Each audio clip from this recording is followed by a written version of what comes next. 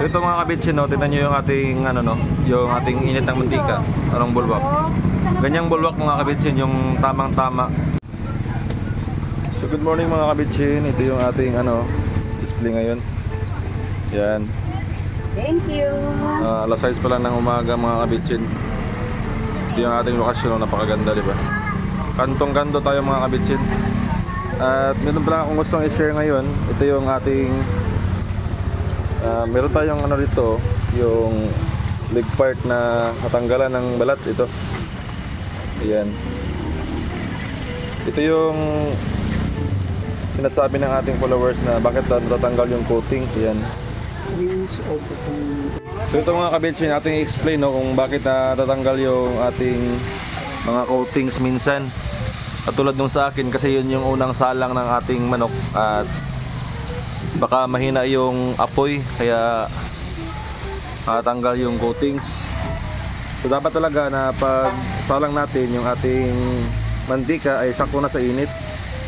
Katulad nito mga kabitsin, din yung ano, bulwak. Kasi pagka mahina yung apoy at sinalangan nyo na, lalo pang mababa yung temperature ng ating mantika. So dapat talaga mainit yung mantika para pagsalang natin sa ating manok ay nasa tamang temperature siya. Pero sige lang, hayaan yung mga kabitsin natin. Mag-order tayo ng temperature gun o yung infrared sa ating para sa ating mantika, para makita nyo kung anong temperature ng ating mantika, no? Kasi sa akin mga kabitsin, akin lang itong tinatansya kasi sanay na tayo sa pagluluto, kaya alam na natin yung tamang init ng ating mantika. Pero sa ating mga tauhan, medyo hindi pa sila ganong kabisado, kaya hindi talaga may iwasan na may mga coatings na natanggal, lalong na sa mga unang salang natin. So yan mga kabitsin. Dito naman sa ating breeding mix mga kabitsin, yung ating ratio para dito ay 1 kilo na harina at 14 tablespoon na cornstarch. Yan. Yun yung ating timpla, no, para maging crispy yung ating ano, yung ating fried chicken. Yung iba nagtataka bakit daw matigas yung kanilang coatings.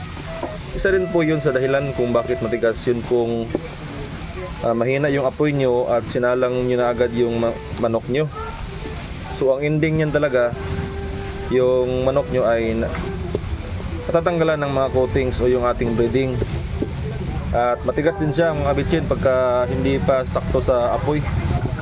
So talagang napaka-importante rin po ng apoy, hindi lang sa timpla ng inyong breeding mix. Nakadepende din po sa apoy kung ano yung kinalabasan ng inyong fried chicken mga kabitsin. So ayan. Ito, tingnan yung mga bitsin ng ating ano. Ayan.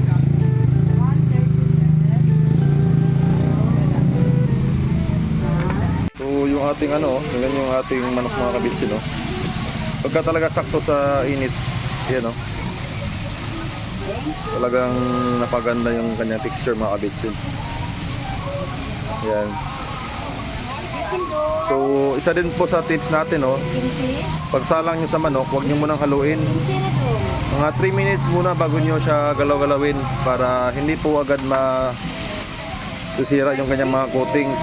At huwag pong masyadong overload. Huwag nyo itong gayahin, ha, kasi ito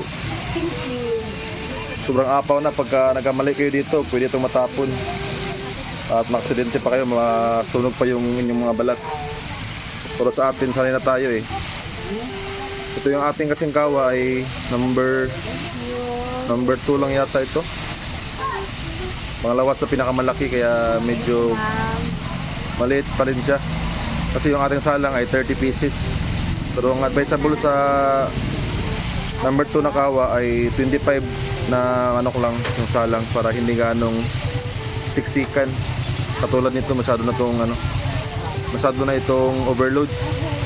Pero okay lang kasi na ano naman natin yung luto na maganda eh. Pero sa akin, sa inyo mga baguhan pa lang, huwag nyo muna itong gayahin kasi baka makaksidente kayo. So ito mga kabitsin, no, tingnan nyo yung ating ano, no, yung ating init ng mantika, anong bulwak. Ganyang bulwak mga kabitsin, yung tamang-tama para hindi matanggal yung inyong mga coating sa inyong manok mga kabitsin.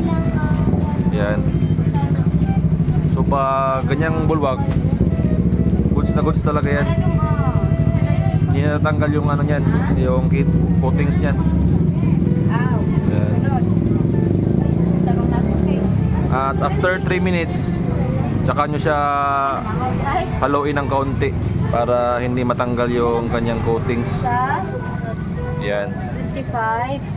So, sana mga kabitsin ay nasundan nyo, no? At kung meron pa kayong mga iba pang katanungan, huwag kayong mahiya na i-comment lang sa baba at atin itong gagawa ng video. Yan mga kabitsin, nagtulungan lang tayo pataas, hindi pababa. Yan. So napakasimple lang po, sana po ay nakuha ng lahat, no? At nakatulong tayo sa mga nagsisimula pa lang magnegosyo ng fried chicken. So yun lang mga kabitsin at maraming salamat. Huwag niyong kalimutan i-like at i-share yung ating video. Bye-bye!